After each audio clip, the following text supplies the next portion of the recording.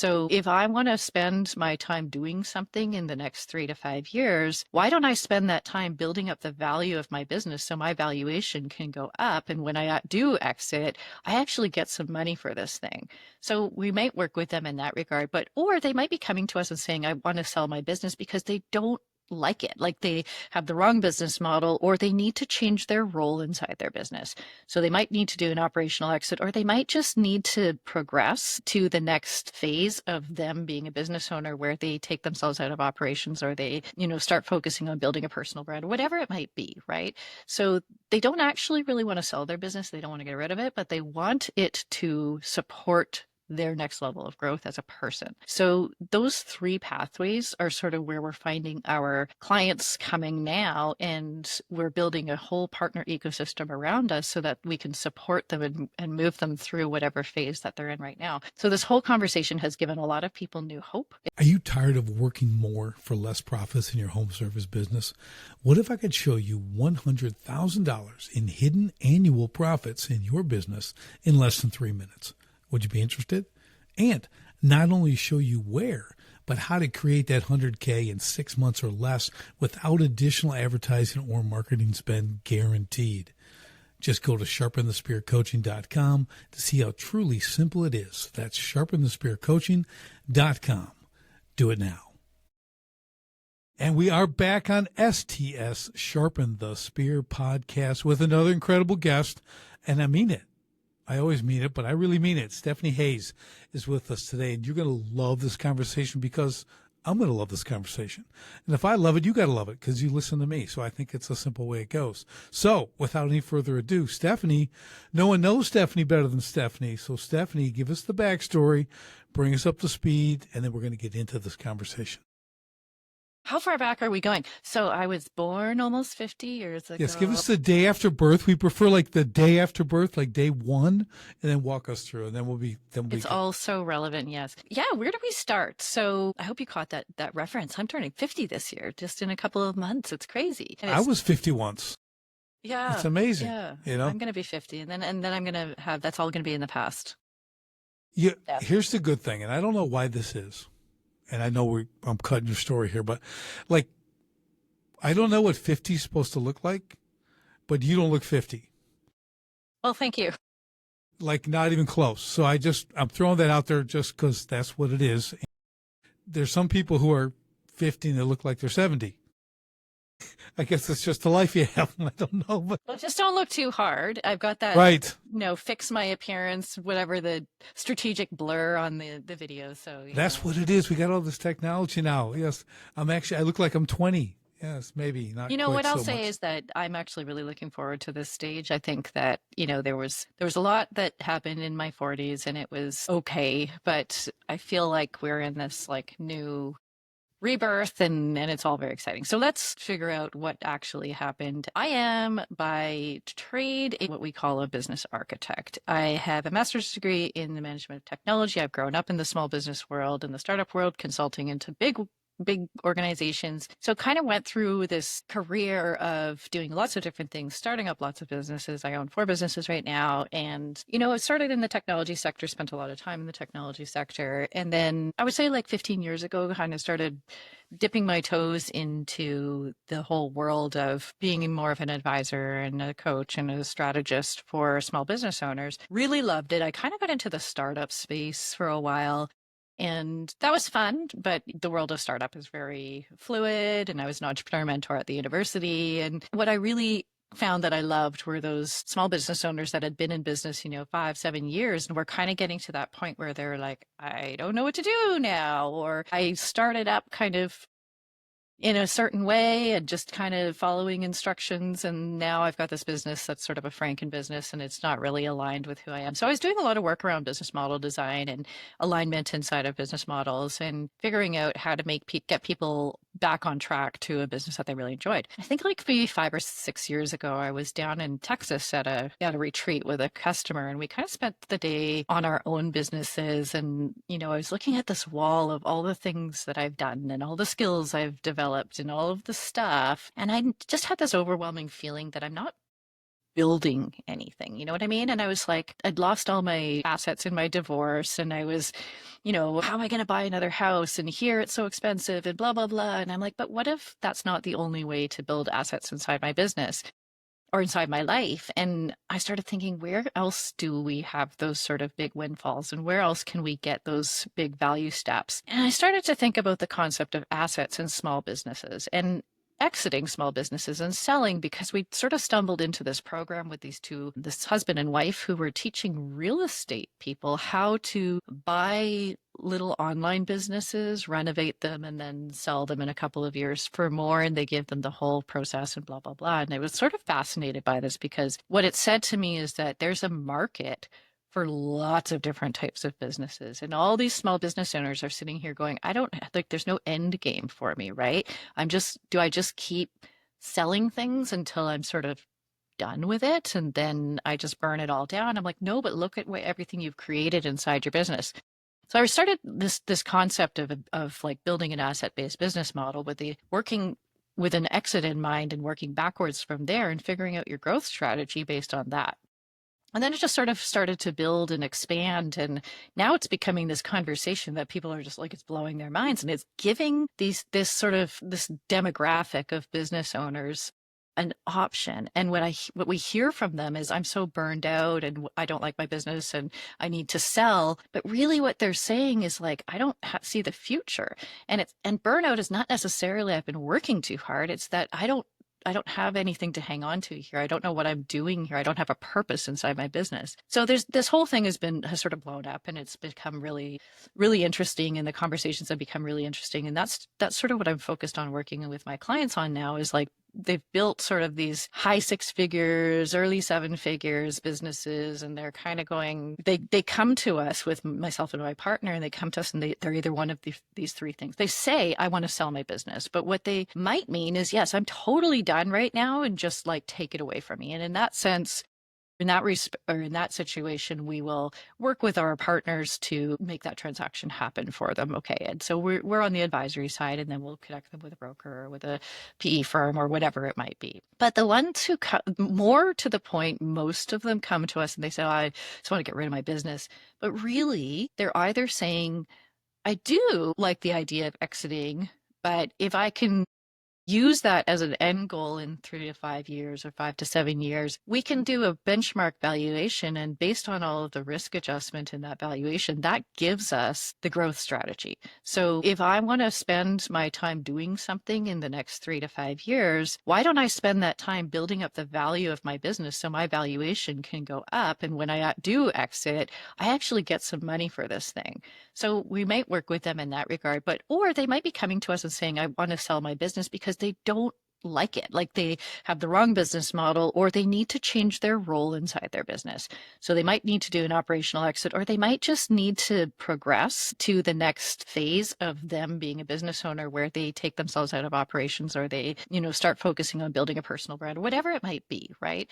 So they don't actually really want to sell their business. They don't want to get rid of it, but they want it to support their next level of growth as a person. So those three pathways are sort of where we're finding our clients coming now, and we're building a whole partner ecosystem around us so that we can support them and move them through whatever phase that they're in right now. So this whole conversation has given a lot of people new hope. It's given them a new energy inside their business, and it gives them some way of having a wealth event that they never thought that they could do before, because they often think, oh, it's just for like the VC funded tech pros.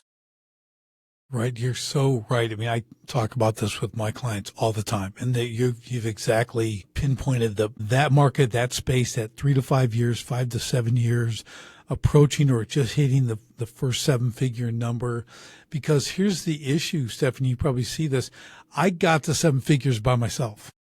Like you can do it by hustling and getting things done, and you can work really hard, and you can not have systems, you can not have process, you can do all this stuff and hit 7 figures.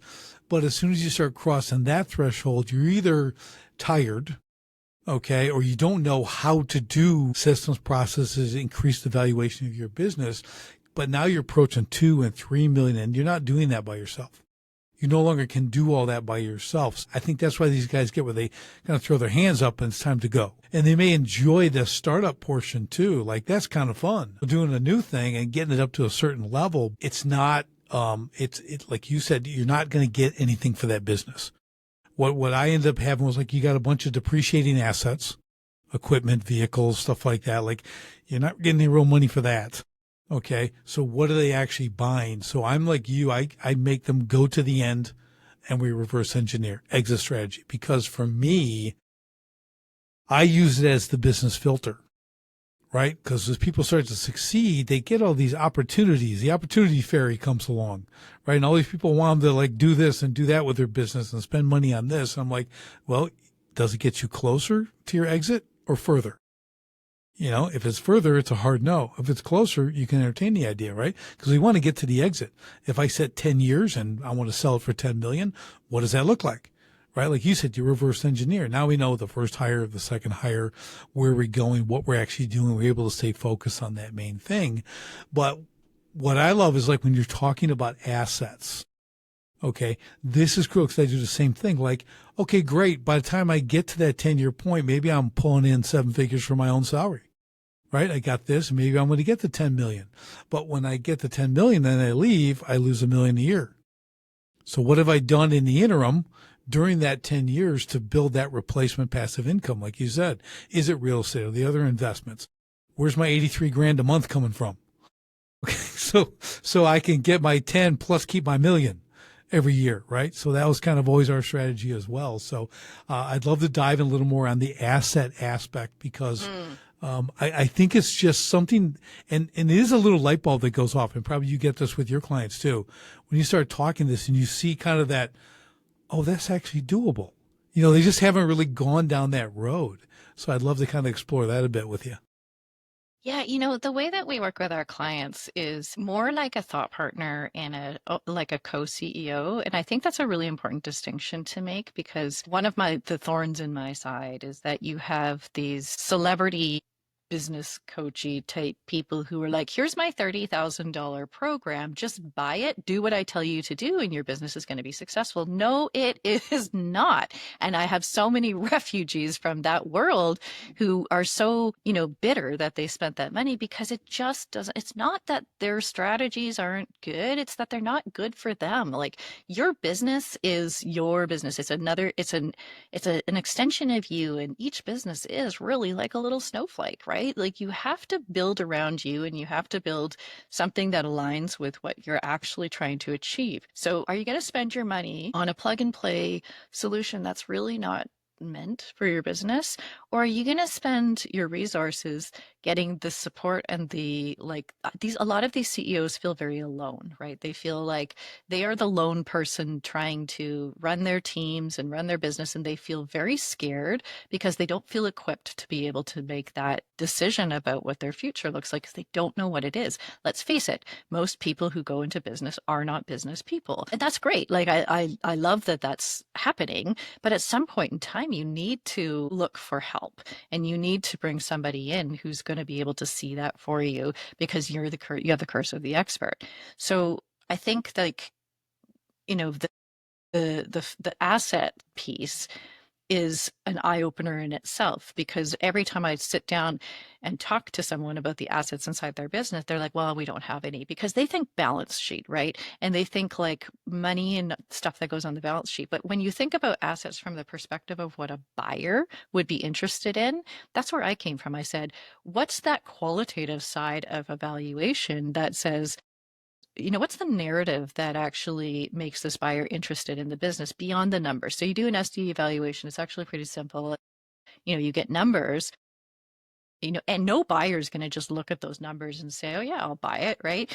No, they're going to do a 84 question risk evaluation, and then those are the topics and the conversations that are going to make or break that decision and that deal. So when I talk about assets inside the business, I have a little freebie you can have if you'd like for your listeners, but it's the 9 different types of assets you can build inside your business, right? And those all correlate back to what someone would value if they're buying the business. So it's things like products, right? So products are an asset. Productized services, those are actually an asset as well.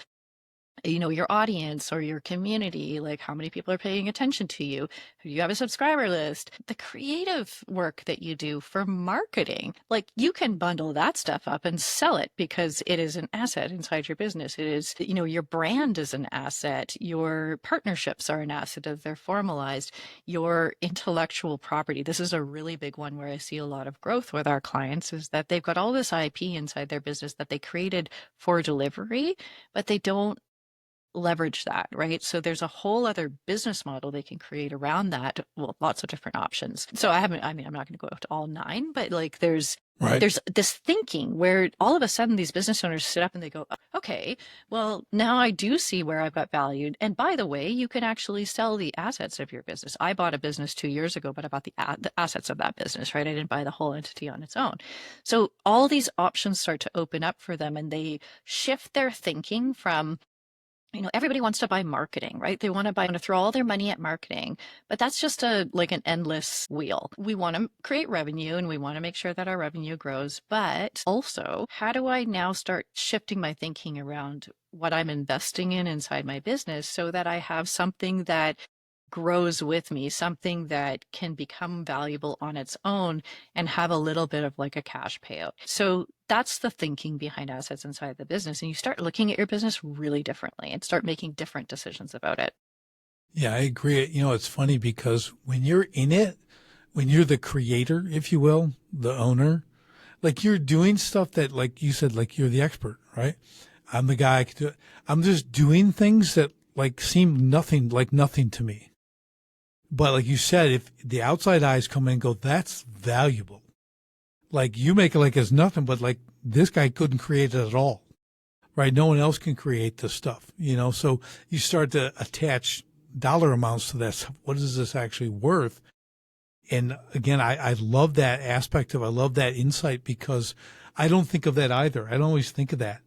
I have all this stuff in Google Drive folders and I created all this and I write about all this stuff. And it seems like, well, after 7 years, 8 years, 9 years, you're like, that's a lot of stuff. I got Yeah. books, I got best-selling books, I got all this stuff. I'm like, oh, because I'm always about the next thing. And I think a Yeah. lot of owners are too, and they forget what they've done. I don't know if you see that, but it literally is like, it's just another thing I made. Like I was a steel sculptor. I'd make these amazing steel sculptures, kind of put it out the door, it's sold, and I'd get on to something else. I forget I made it. Like, who cares? That's a very entrepreneurial thing, right? Like Yeah.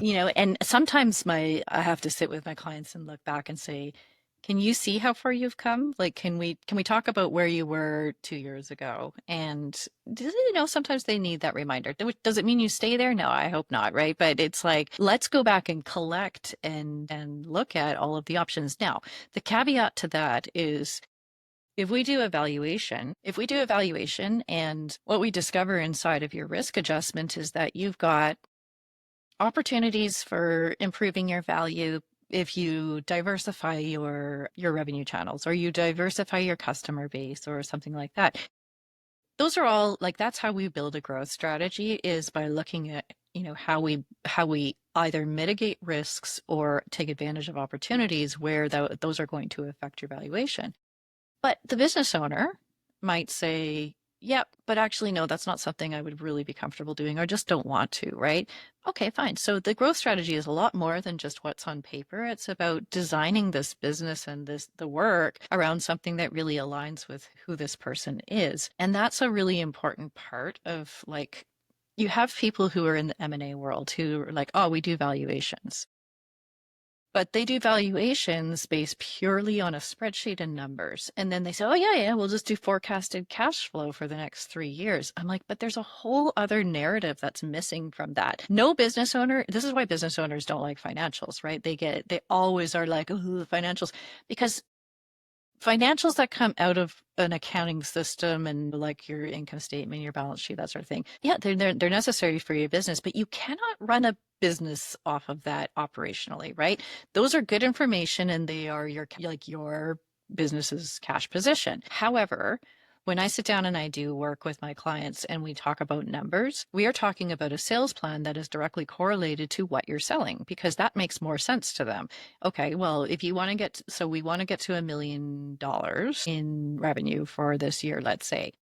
Is that going to be I'm selling 10 of $100,000 product, or does that mean I'm going to be selling, oh my God, I'm going to do math here. I am going to be selling like 10,000, $10. No. Anyway, you get my point, I right? do. Yes. And those are different strategies. Those are different marketing strategies. Those are totally different business models. And that makes sense to a business owner. Okay, now I see how that's going to happen. And I see where the contributions come from in terms of income. So now I can think about how I'm going to do that. Whereas if I just show you like forecasted income or forecast projected, like doesn't mean anything to me. It's just numbers, right? We have to translate those numbers into something that is relevant and can land with a business owner because they're so used to knowing how to do things, right?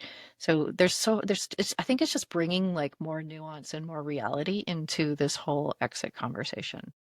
I think you're exactly right, Stephanie, because there's very, very few owners, and I'll call them almost owner operators, right? Because that's kind of what they are, who are focused on the numbers. Like you said, I see it all the time because we help them with that a lot myself. But it really isn't, it doesn't drive you. It never drove me. My first business, 20 years, like the money, maybe it should have a little more than it did, but I was making great money. And I would just go make more money. But I was creating, I was building things. I was doing really, really cool stuff. But I wasn't attaching, so if I didn't have that, I wouldn't care about just money. Money was never the driver for me. That's with a lot of entrepreneurs. They're doing their thing. And the money is data, right? In that case, it's just data. Like, hey, I can make payroll. I can do this. I can do this. But their love's kind of in doing the thing, right? Like you said, so there's a transition where they have to step out of doing everything and get to maybe that C-suite role, right? Where they're kind of looking bigger, stricter, more strategic thinking. But at the same time, they also have to start, okay, quantifying what they're doing and what the team is doing and everything else and enjoy it still. So like you said, trying to have them step up to this role that they never envisioned themselves as because they didn't have a plan for going that far. Okay. They start out like selling the first thing, product or service. Then they plan on getting to the next payroll and getting through that. And then they have these stages that they go through. So that long-term strategical thinking isn't really a part of their makeup in the first few years at least. I always tell people they work really hard for the first 2 years. They wear all the hats, do all that. But then 10 years has gone by. You've repeated the first 5 times. And that's where they're at. They're on that hamster wheel you talked about earlier, and you can't get off. Right. So they're kind of stuck at that, wherever it is, the 1 million, 2 million, whatever it is, but they're stuck in the day to day, and that becomes kind of a crutch for them. Yeah, and that's what we want to be for them is those pattern interrupters, right? Because I've seen this so many times with these business owners who build the thing, right? They know the thing and they build the thing and they do a good job of putting sort of the machine in place, but then they keep meddling because they don't know where to go from there as a business owner. They don't see the next step for them. And so they want to feel valuable and they want to feel like they're doing something to affect their results.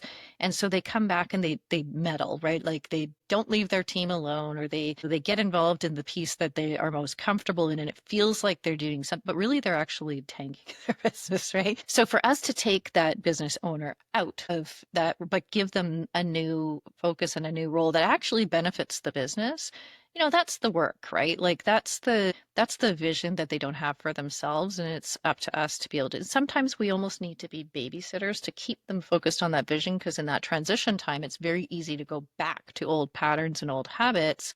So taking yourself out of the business, and I don't even mean out of the business, I mean into a new role in the business and defining what that is. That's a hard thing to do because, well, for, 18,000 different reasons.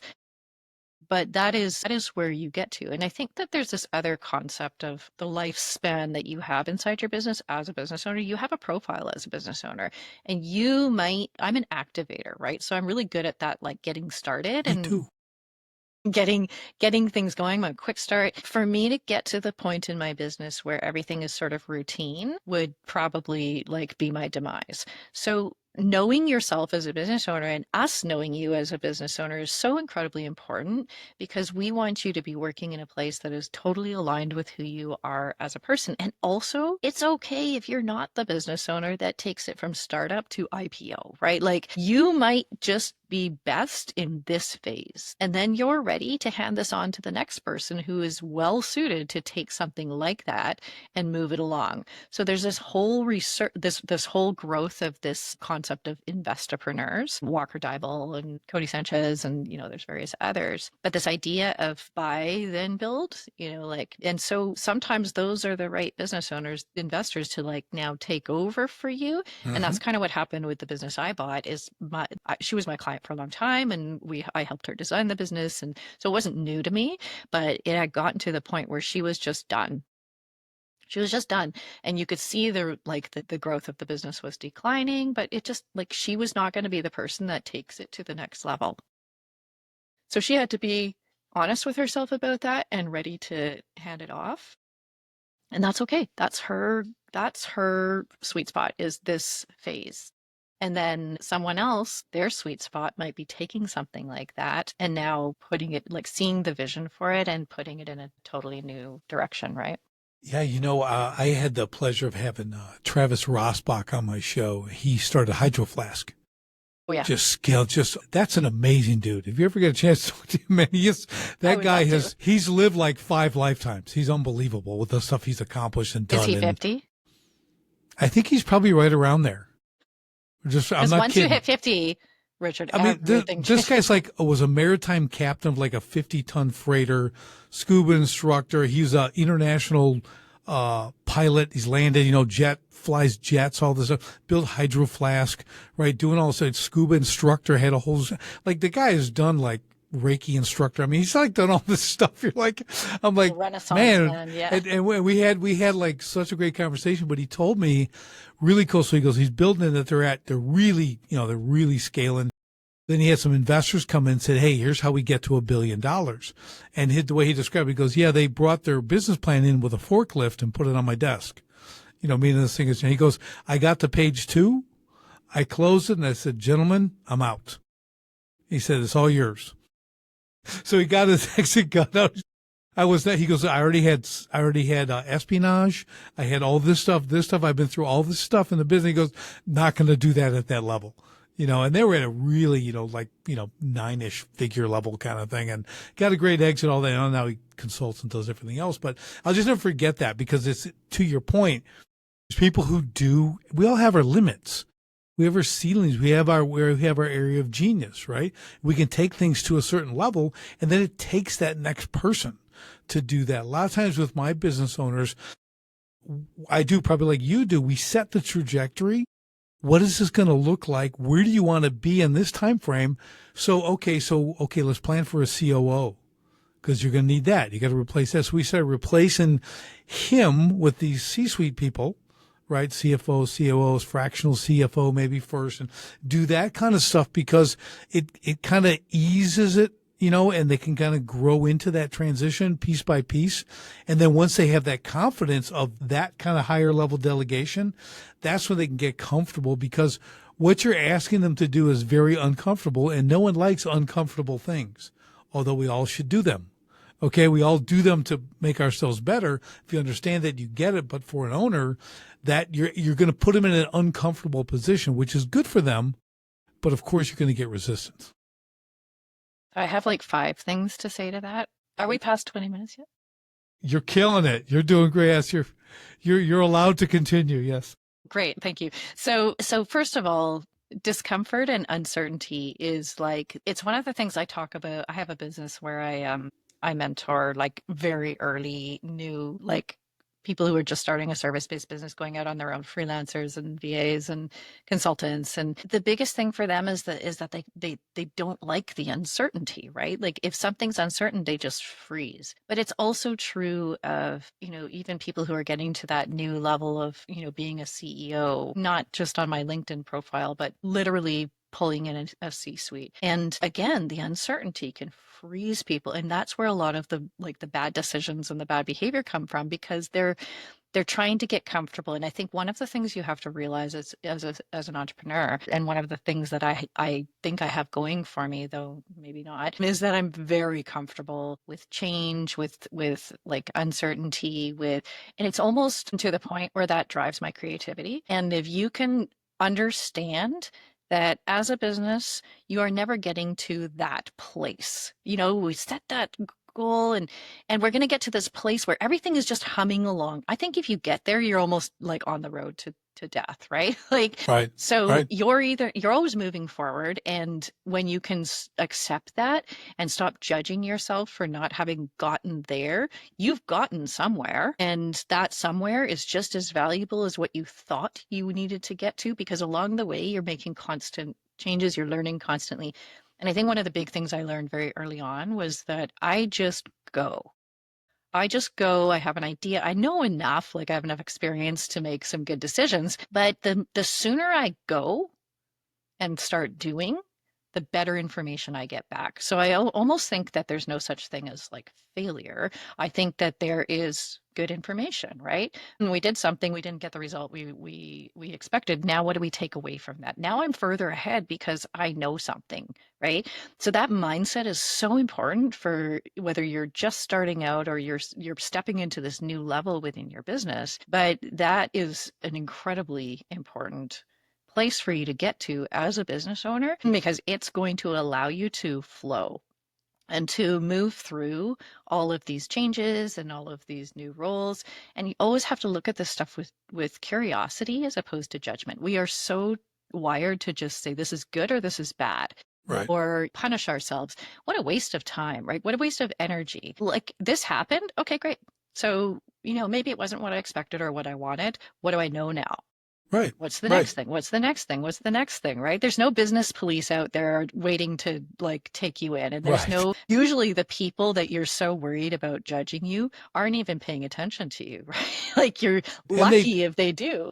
and they'd never do what you're doing. So No. who are they to judge? But what you're saying is, like, in the startup position, I call it ignorance on fire. That's what you need. Yes. You don't need to know. You need to run like you're on fire. You go. You're going to make mistakes. You're going to lose some money, but you keep going, and that moves into what I call imperfect action. Okay, that once the fire's out, because it can only, pretty soon it's out of fuel to burn. Now you're starting to pick up. You're starting to get the idea of what you're doing. Now it's just keep moving forward with imperfect action. If you do that, you want to move forward with that. Keep going. You're always going to adjust. I've been 35 years in business, multiple businesses, right? Nothing's ever perfect. Nothing's ever what I think about it. I learned my own personality, Stephanie, is that I only work under pressure, because pressure makes me creative. Like, take my sculpture work. If someone said, I feel so seen. well, it's just, but people like, I'd ask them, well, they give me they commission me for a sculpture, let's say. And I said, well, when do you want it done? Well, whenever. I go, sorry, that time doesn't work for me, because the last part of that word is never. Okay. And that's when you're going to get it. It's never, because I'm never going to be interested in doing it. You tell me you need it Tuesday, it'll be done. It'll be amazing. I have no idea what it's going to be, but I guarantee you, if you've only given me 5 days, it'll be one of the best things I've ever made. And it works out like that every single time, because you have to be able to embrace that need for creativity, because that's how you overcome the change and the discomfort. You get creative inside there, right? But I think so. Here's an incredibly important point. I'm prefacing as you have to think that it's incredibly important too, because I've said this. I feel it. I feel it Right? already. Like, you can feel the energy. You cannot underestimate how important it is to have self-awareness as a business owner, to know yourself as a person and as a business owner so incredibly well. I'll tell you a little story. I actually wrote this piece 6 years ago or something, and kept it away. Like, it was just one of these things that sort of flowed out of me. And I finally published it last year as a podcast episode for International Women's Day, but it was about this journey of, like, to femininity. Right. And the reason that that's important is because I grew up in the IT, like the technology sector. I have a master's degree in the management of technology. I know entrepreneurship and tech, and, I own a software company and like all this stuff. Right. And it was a very male dominated, male energy, like masculine energy world. And I was growing up in it, trying to use what came naturally to me, my intuition, my feminine powers, and all this sort of thing. And I kept getting told, you can't be like that, but it worked. right? Like I was the one who always had amazing relationships with our clients and therefore could sell. I was the one who could connect with people really quickly. I was using what I could read the room and I could read the people really well. Whereas these guys were like, no, you Yeah. come in and you fight, right? Like it's always a fight. A sales conversation is always a fight. I'm like, what? So, living in this sort of like cognitive dissonance for so long, and then finally stepping out of it. Now I work almost primarily with women, which is, so wonderful. But I also work with men and I attract a certain type of men and like that's great. But knowing myself and being able to say, I am good at this and I am good at that and I enjoy this other thing. I have a whole exercise I have a whole like little framework I do for business model design and it's all about alignment and everything sort of builds upon each other. But the very first thing that we do is we go back to who are you as a business owner, because your business is going to reflect that.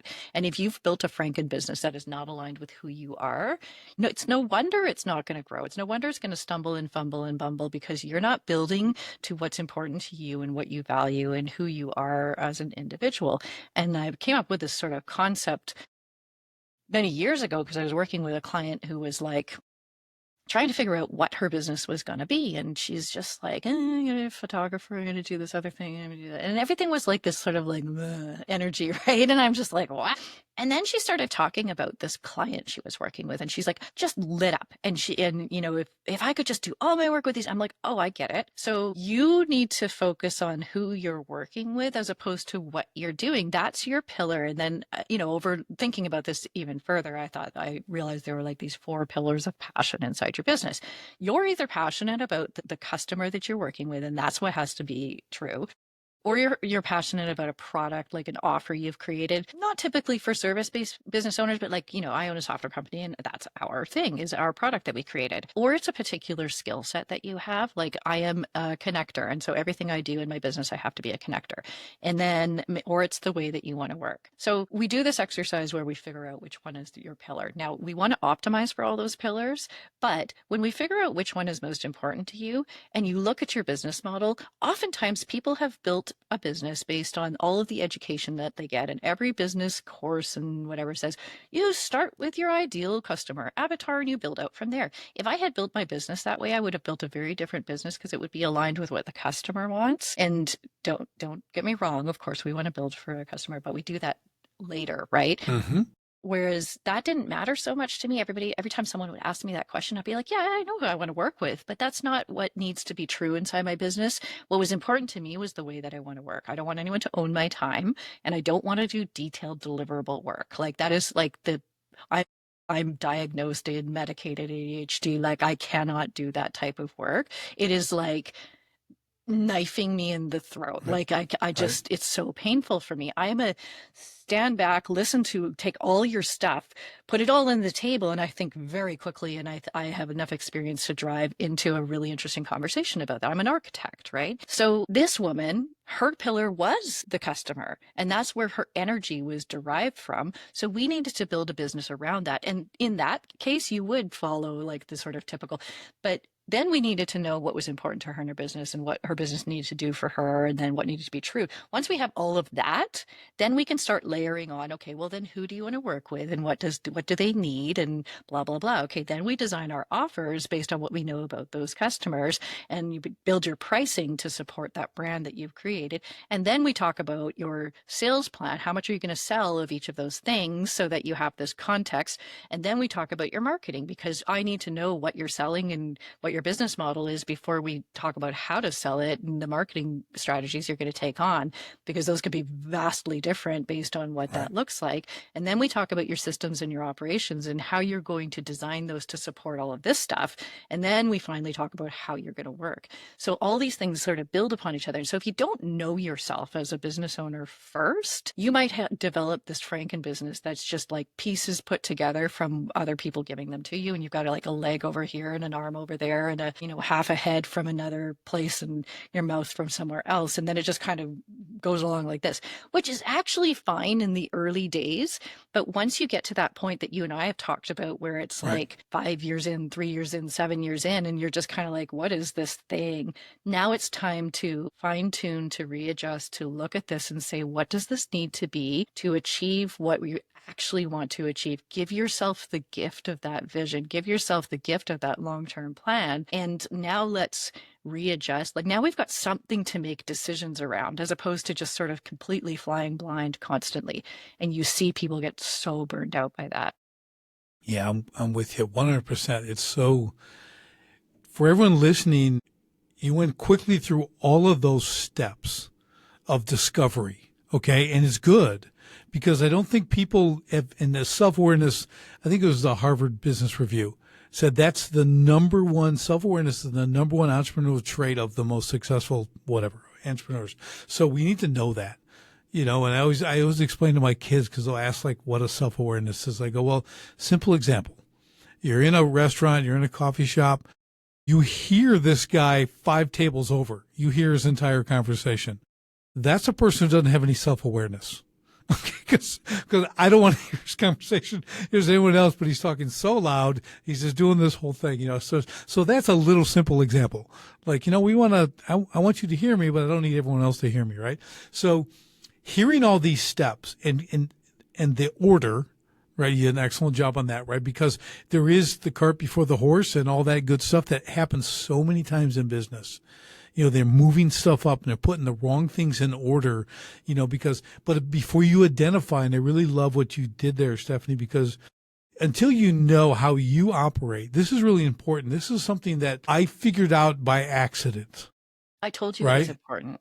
Yeah, it's very important because I had to figure that out. I kept not doing certain things, right? Because that's like not who I am. Now, those things need to be done, but I also wasn't delegating someone else to do it, right? It was just getting left unattended. Not a good strategy.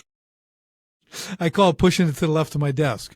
I just let that pile, but yeah, I'll get to that because I had no intention. I had no desire to do it or anything. And the sooner you can discover that, you're forced into learning proper delegation.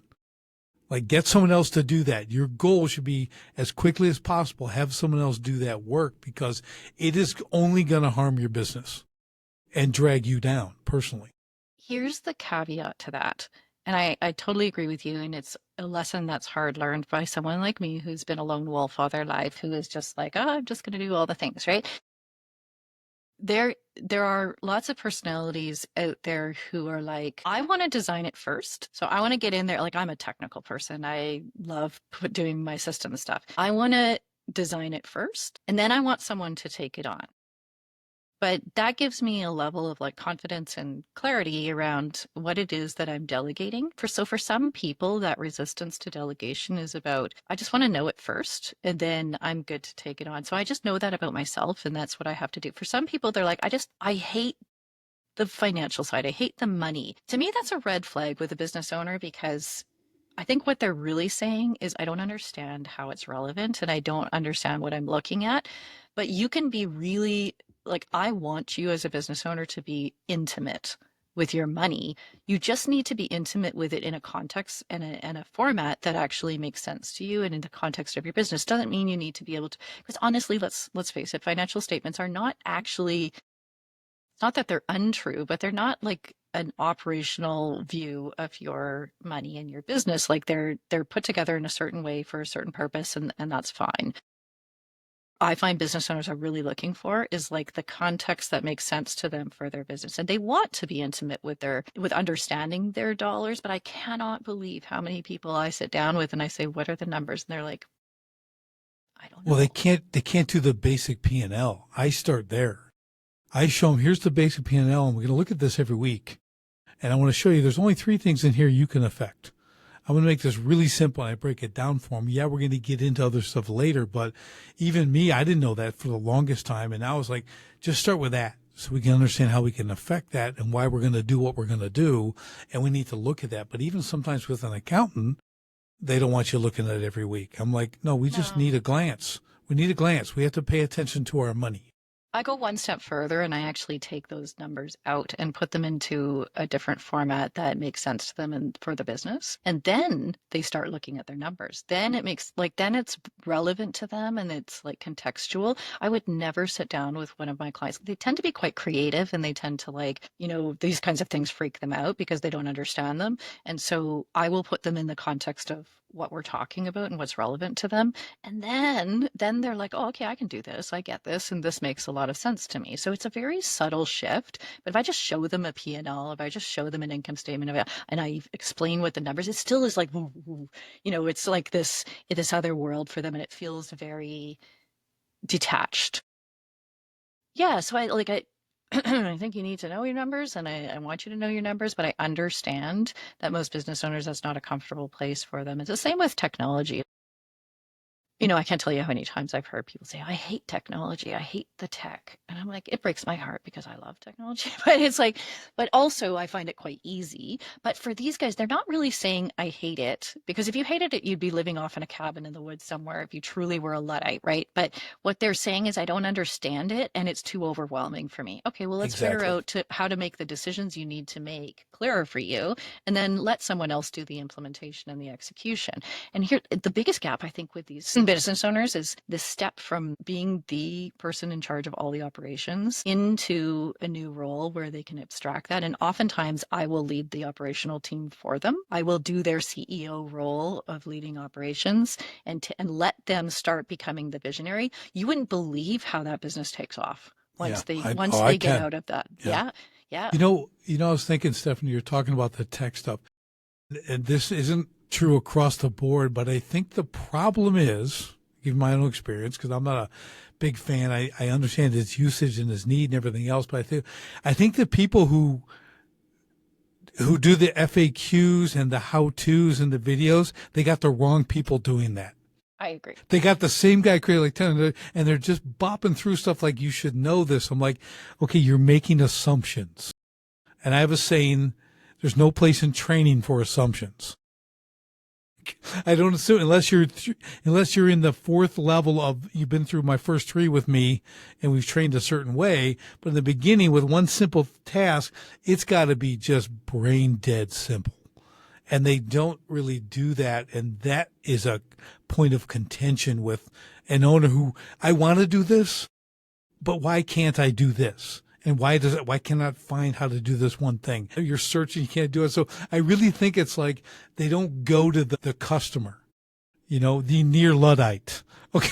Okay, this is a whole other help me out. podcast episode Right. because I Right. come I from know. the technology world, but I was always the person sort of bridging the technology and the business side, right? So yes, like choosing software systems is like one of the hardest things for people to do and they just freeze. I worked for a long time as a freelancer inside a business that all they did was software selection for organizations like big, sometimes these were $6 million but the point is that when you choose software, it has to be about choosing for the person, right? Because you can have 5 different systems, and I've used every one of them because I love to just get in and use them.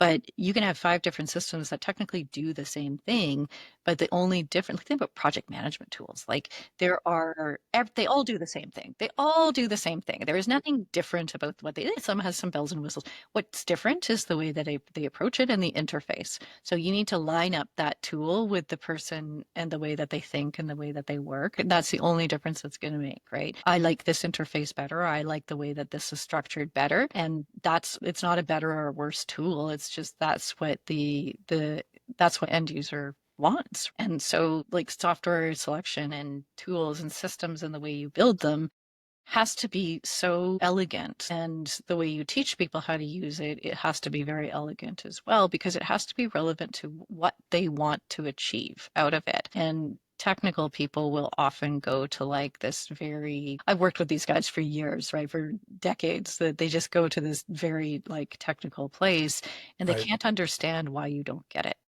Right. Yeah. That's why there's the proverbial wall of the IT section. They don't mix well with the business side. They're like, they don't kind of, it's like breaking that wall down is a very difficult thing. They get very compartmentalized in what they do, but it's a great point you made that it does have to match the user. So a lot of my audience, we're service, we're trades industry, right? We're guys who have skill, we work, but when we look for that kind of stuff, is it builder's trend? Okay, great. It's for a specific industry, right? For builders and things like that. It's very in depth. Still, there's training to be done, still things work and they don't work, there's all that. But when they're catering to a certain industry like that, I'm just using that one as an example because a number of my clients use it. At least they're in the right atmosphere. Like they're like, okay, these are people, we're speaking the same language, right? With a lot of stuff. And then we can, and you do, I liked them, and this is so off down the rabbit hole here, but like you can go to like 3-day full immersions on the software. Like you go and you do like a 3-day full immersion seminar, and my owners would send their people to those, and they come back, oh, now we know how to use them because it's hands on. Right? Do this, and we do this, and they go back and forth. It's really cool. So I don't want to, I know we're going off the rails here a little bit, but Yeah, it's for a lot of guys like who do what I do, and again, trade service, it's pretty foreign as an operating system. But actually, so bringing this back to the original conversation around business owners and Thank you. ownership and your journey as a business owner, that is the maturity that I see is when people are willing to just step back and say, I don't need to know this, right? Like I need to have someone in place that I trust. And then, I have a client who made a huge shift back in like November, December, where she finally decided, and I'd been pushing her to do this, that this was no longer the thing she was going to do. Like when we looked at we'd been working together for sort of a year, and she'd made some progress for sure, but she could not get to that next stage until she absolutely took herself out. And again, it's a safety thing when you are in it, and it feels safe for me to just keep being involved in the details and keep chasing the details and micromanaging and whatever. The minute she gave herself permission to step back, she's a writer. I mean, her whole business is built on writing. And all of a sudden she's writing now. She's creative. She's thinking about new opportunities for the business. That's huge, right? There you go. Whereas Yep. every day before was taken up with like, oh, we have to do this launch, and has everybody done the things that they're supposed to do, and blah blah blah, and like minutely. That's a safety thing for these business owners because they don't know where else to put their time. And so now that she made the conscious choice to step totally out, like I don't even let her in our systems anymore because, and she doesn't want to be, but if she goes there, then it's all like, what about this and what about that and what about, I'm like, this is irrelevant to what you're meant to be doing now. Okay. Yeah, and then it has shifted the trajectory of her business, has given her energy back, like all that kind of stuff. So again, back to the question, do you need to know all that stuff? Like, is it important for you? Or can you step into this place where you have somebody you trust that can now be the person who learns all the software tools and blah, blah, blah? Yeah, and that's what we'll call them my top performing clients do, exactly that. They send this person to go learn this stuff because they know it's going to work. They know it's and they go and learn. It's amazing. And they know the part that they need to know. We got communication portal. I know that part. Okay, so I can talk to people. So it's really good. So you're exactly right, Stephanie, because once again, it's that big picture of proper delegation, right? When you get to the point when you can be outside, like you said, you're doing what you really, I call it focus on your 5%. The 5% of the business only you can do as that owner. Like that woman, she's a creative, right? She's writing, she's doing this. You got the vision. She's got the vision now to see where they're going to go. And now she can build strategy for that. That's part of that 5%. No one else who might be excellent at that particular software has no clue on what to do with the business there, right? So that's not in there. They have a different percentage. We want to build our owners to focus on their 5%, like religiously, like that's all they do and everything else is humming. And I'm going to go on my soapbox one more time about teams and delegation and that sort of thing. I'm actually building another business right now, which is like my intellectual sex, right? Like it's like we're building a business around creating self-managing teams in high growth businesses. So like the team side for me is just super interesting, and all these like different pieces we can bring in with holacracy and self-managing organizations and organizational network analysis and like working more naturally how people fit. So what I will say about being a business owner and a leader and leading people is that the number one thing you have to learn how to do is to drive people to have ownership and be successful having ownership of their work. I have a mentorship program right now with the folks in the business that I bought. So these are people who started out just kind of being virtual assistants or kind of freelancers. And we're going to build an agency that we're launching in August of this year. And it is all about productized services and for online business owners and training those guys to how to learn everything about online business, blah, blah, blah. And they were kind of like doing the work every month, and I would give them assignments every month and they would kind of do them, but they weren't gelling as a team. And, what you would think you had to do was give them all this instruction and like tell them what to do. And I stopped this month and I said, I'm not telling you what to do at all. You have to go and achieve this one thing. Here's your assignment. You go figure it out. And they were mad at first. They were like, this is the, and now they're all out together using the roles, like using the skills they have already, realizing that they can be powerful, realizing that they can do this stuff. That's where the confidence comes from. And I'm like, I'm not answering your question. Like, I'm not telling you how to do this. And I have one lady on that team, and we have a little like laugh about this, but she's that personality type where she wants frameworks and instructions. And if she doesn't have that, she feels like a flag in the wind. So she's learning how to work in that type of environment to her strengths. They're all learning how to work towards their strengths, but they were thrown into the hot water to do it. And I said, I'm not supporting you on this. I'm your client. I think what's so great about that, if we talk about this often on this podcast, right? It's about creating problem solvers. And that's what you've done. Go figure it out. And because it gives them a different level of confidence and independence. Right. But it's really important that they need to, and you have to be okay with that, right? We got trained owners to let them do that. But, or you're given, here's all the things you do before you come talk to me, right? It's a list of how to solve the problems, and they get going through it. We have a thing I always tell people, it's called the 3 S's. Yeah. Situations, solutions, and suggestions. So if you're going to come to me, you're going to send me an email, whatever, I need the situation, what the problem is. I need your recommended solutions. Then I need your suggestion for which one you'd actually go with. Then we can have a conversation and say, hey, B looks really good except for XYZ. Now, so C is probably going to be your best option. Roll with C. Great. They're gone. They're 30 seconds. They're out. They go do C. They see it worked. Okay. Now they know. So what you're saying is basically what I'm saying. Just you said it well better than I did. But you want to create a team of problem solvers. You want to create this, it's not total independence, but it's the ability to make decisions and ownership. Ownership is key. We talk about that all the time. I am big on everyone owning their position. We're in a world where no one wants to own anything. They want to just point fingers and do stuff. They don't really want to assume that ownership role of whatever level they're at. So if you can incorporate that in a creative way or a way that really empowers them, right? I think you're going to get major results. I think you're onto something big there. I have a different perspective on that. I think everybody craves ownership. I think everybody works better. When I finished my master's degree, I was sort of like, broke and looking for some work. And I took my last job that I've ever had. I think this was like I was 26, 25 or 26 or 27 or something like that.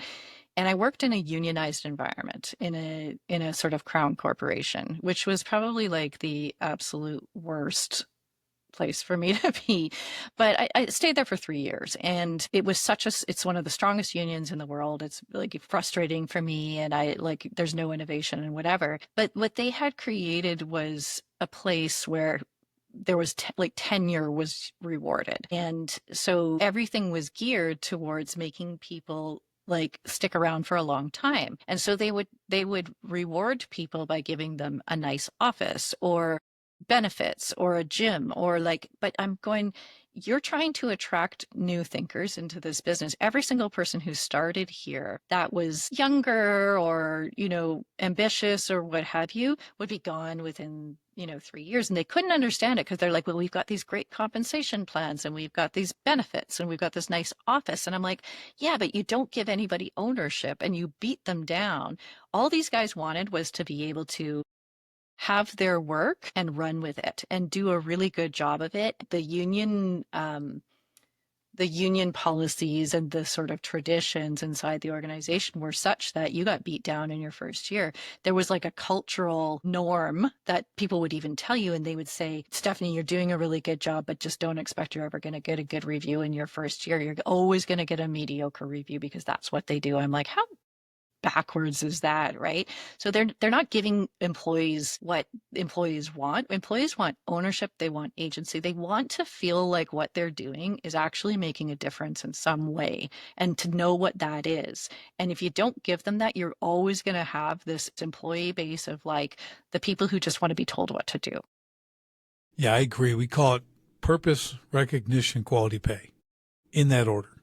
They want to work for purpose. They want recognition for what they're doing. They want quality feedback, so they can be doing it wrong. They want to be corrected. They do want to do it right. I'm totally with you. That's how you need to build a successful business, is having that. The union thing and all that to me is just a control thing.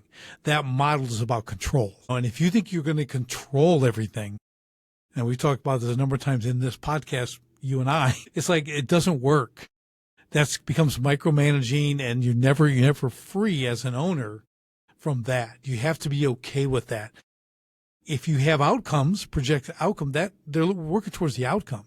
How they get there is not as important as getting the actual outcome you want. Right. Don't make me micromanage. I don't want to micromanage anyone. And I want creativity, and you're never going to get that unless you can step back and go, great, do it. I don't care how you do it, when you do it, where you do it. This is what I want to achieve. You figure out how we're going to achieve that because I trust you to be able to do that. And if you need questions answered or you have some stuff to run by me, I'm here. And this is how it's so interesting to watch this team evolve as a team because they're forced to do it with themselves. And as much as that makes them uncomfortable, now they're starting to see how they have a lot more skill and knowledge and expertise than they believed themselves to have. And the more that I would tell them what to do, the less I'm allowing them to sort of develop that. I had this weird okay, we're going to go a little woo here for a second, but I also think that as a business owner, you have to have that sort of developed side of yourself with the self-awareness, but also like that, what's your brand of spirituality? And I don't mean religion. I mean, like, what's that brand of your connection to, your intuition and who you are? And I had this like meditation moment. It might be because I was tired or hungover or something, but I got into this really deep sort of guided meditation on Sunday. All of a sudden this like clarity came to me. And one of the questions that was being posed inside this meditation is, what's your purpose? And like, there was no hesitation. It was at the end of the day to show people how powerful they are. And it's like hyper aware of, like, I'm hyper aware of that with the folks that I'm working with who are in this program, this, VA program and freelancer program, because they tend to be people who have never felt empowered in their lives and have never recognized that they have power. And it's so amazing to watch them like make these big leaps where they're like, I can do all this stuff. And you see how far they've come. But I think it's the same even with multi-million-dollar business owners, is that they have gotten themselves into this rut for so long where they sort of feel like they're just, making things happen and following the instructions. And when you finally take them out of that and let them envision something that's truly aligned to who they are, they become very powerful. And I think that's just such an incredible experience to watch happen. Because I think they fall in love with their frustration. Oh, I like that. You know what I mean? It's just they're in this chaos all the time. My son's been in the job for a couple of years, and the guy is, I'm like, how could you even? And I go, his name's Oliver. I go, Oliver, I believe you enjoy this chaos. You're still here.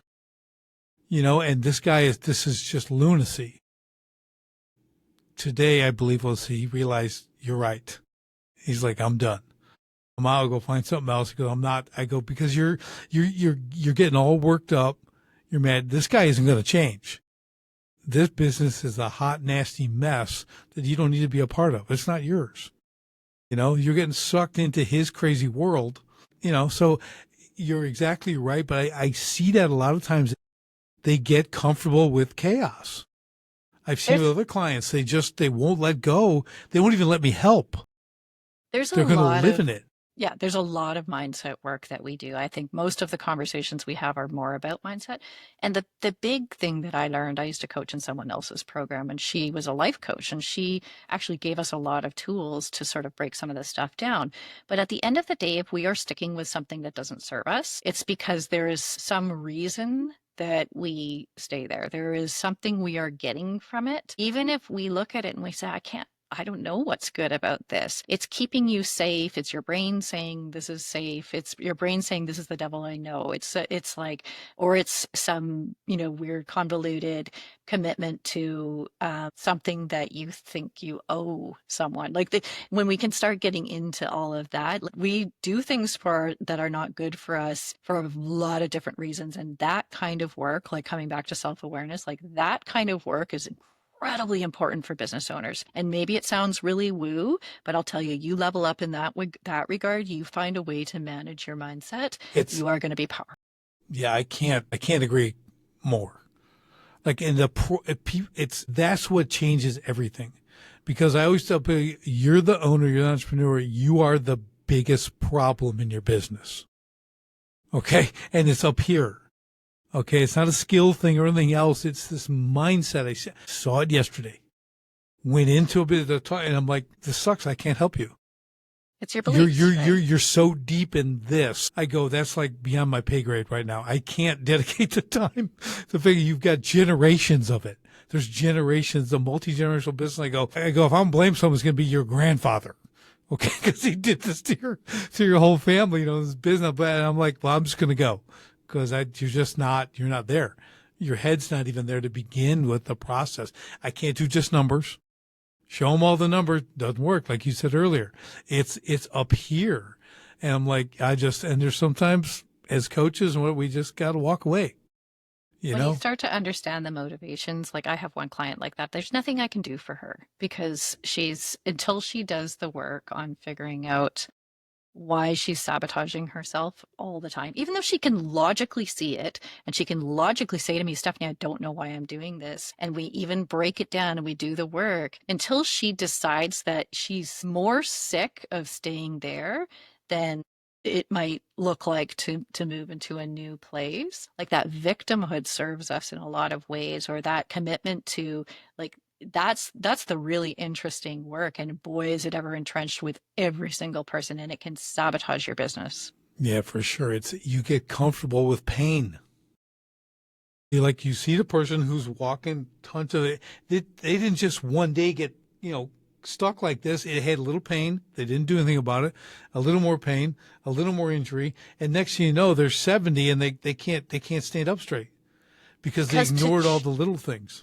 Because to change it is actually harder, more scary, and opens up more. And that's why you have to really dig into what is the fear, right? What is the fear? Is it the fear of being judged? Is it the fear of uncertainty? Is it the fear of something else? There's a whole other piece of this too. If you go into Gretchen, this is one of the most amazing tools I ever learned. Gretchen Rubin's 4 tendencies. So super easy, fast little thing to do. But when I learned about this, it made me recognize it in all of the people that I was coaching and working with. And then I could coach them in a different way that would orient to what they were motivated by. So this is all about accountability, right? Like where we derive accountability from. So you're either an obliger where you have complete external accountability. And so as much as I hate to do it, with my obligers, I would say, I'm going to be really disappointed if you don't do this thing. And they would be like, okay, let me do it. But, but the obliger, if I was a jerk, okay. Right. But the obligers eventually get this obliger rebellion where they end up being so frustrated that they're constantly serving other people's needs that they'll just shut down and stop doing it, right? The second one is sort of like your A student. It's an upholder where they have both internal and external accountability, and they're a little easier to work with, and you can sort of find that place with them. The third one is a questioner. And so what they need is they have like they don't have as much external accountability. They have more internal accountability. And so they're constantly looking for answers. They need you to answer their questions for them. And the caution there is that when you come across one of these people, you might think that they're just resisting and resisting and resisting, but really what they're doing is they're trying to get to a place where you're making sense to them, and then they understand, and then they're happy to like go along. And then there's the rebel, which is what I test as, and they have no internal or external accountability, so you have to make it their idea. So I had a client once who I really wanted her to come to these sort of group sessions that would be really good for her, and she kept resisting and resisting, and I'm like, yeah, those group sessions are going to be happening next week, but I know that's not something you can do. And she's like, hold my beer, right? Like, so she started attending, and she started seeing the value in it. So, it's like understanding where people get external or get accountability from is incredibly important. I can pick all these people out as soon as I meet them. I know what they're going to be. And therefore I can change my communication. I can change my tactics. I can change my strategy to be able to motivate them to what they need from themselves. Yeah, I like that. And it goes back to something you said earlier about you can't do a plug and play program when you're coaching. Okay. So coaching to me it's very individual. It doesn't mean you can't coach a lot of people, have multiple coaches coaching people, but it's all the approach, right? It's understanding these things. And we just said it before. This was the headset, the mindset stuff. It's complex in a sense. But there's kind of a simple procedure, if you will, if you put it in place, right? Like we talked about before, the order of what you're doing. Yeah, I can fix the numbers, but you don't get that till I do this, right? Like I have to get your head in the right place. You have to understand the why and how we got there and whatever that is, right? And all the other things you've talked about in this whole program today. It's been really awesome because if you don't get the order right, there's no success. No, I could change your numbers and I can change your systems, but if you are still stuck in this place of fear, or your behavior is still like you're still defaulting to going and meddling with all the micromanaging stuff because that's what makes you feel powerful. If we don't change that, you're going to continue to tank your business, right? So that's what I love about this work, is that there's so much of my daughter's going to be graduating from high school next year, and she's so interested in psychology and how people think and how people work. And I often think, oh, I wish I had gone back and done psych as well. If I was to go back right now and do another degree, I would start again. I would do a psych degree and an economics degree together, because I think that they just complement each other so well. And the way people think, and you cannot discount how much of an impact that has on your business. And watching the patterns that people have inside their business and they don't even recognize it, that's like seriously affecting their growth. Right. Yeah. So important. I mean, man, we could go on forever. I know we're at we definitely did better than 20 minutes. And I love it. I knew you could do it. You're awesome. But sure you did. Okay. You and me both, right? We had all these plans when we came on. We didn't. As usual. That's why they're great episodes. But Stephanie, this has been absolutely amazing. So much stuff in this, so many great takeaways. I can't wait to get it out there and share it. So people want to get in touch with you, whether it's for coaching or anything else you might have. You know the drill. Like, where do they go? What do they do? Let us know. Probably right now the best place to go is stephaniehayes.biz. Like I said, I am in the very rapid growth of this business with a partner now, and so we are doing all of the exit and growth and business strategy work together. And this is my year of partnership, right? It's been really incredible to work together. So you'll see that pretty quickly. But yeah, stephaniehayes.biz. I'm also quite active on LinkedIn. Those are probably the two best places to find me. Yeah, I would. I'm not going to do it. But we could do another show on partnerships and that whole dynamic. Yeah. Oh man, we're not going to go down. But I'm glad you're loving it. I'm glad it's working. So you did a lot of things right to get that right person, which I'm going to stop right there because we'll be on for another 30 minutes. Okay. But this has been just a wonderful conversation, as I knew it would. As I said, a lot of great stuff for people. So reach out to Stephanie, get her stuff, connect, do whatever you got to do. You can see there's just a ton of experience here, wisdom, and massive application. I'm all about the doing. Okay, I'm an activator. Okay, like, so I love things that they have to, there's teachers and trainers, as I always say. I'm a trainer. Okay, teacher's going to tell you to do 25 push-ups and they're going to leave the room. I'm going to be on my face with you, pushing the first few out, make sure you get it right. And then I'm going to stay and count till we get to 25. Okay, I mean, that's a trainer. That's me. I make sure you get results. I love it. So this is kind of in that vein. You know, I really like it because there's things you could actually do and apply and kind of really understand where you need to go with your business as an owner. Right? It's just really important to understand this, and I hope you have enough ammunition from today's podcast to take that and start to apply it in your business, at least see things differently. You know, so my hope really is you walk in tomorrow and you go, wow, they were kind of right about all that. Whereas I like to tell people, well, yeah, you do all the right, wrong things. I can help you. And then they go and sit in the corner rocking with their thumb in Right, their exactly. mouth going, Perfect. I fix And that. just call me. I'll be there in 10 minutes. You know, we'll fix it. But Right. yeah, it's all good. So again, thank you, Stephanie, for this. This has been absolutely fantastic. Love it. And everyone else listening, we will see you on the next STS podcast. And don't forget, revenue feeds the ego, profit feeds the family.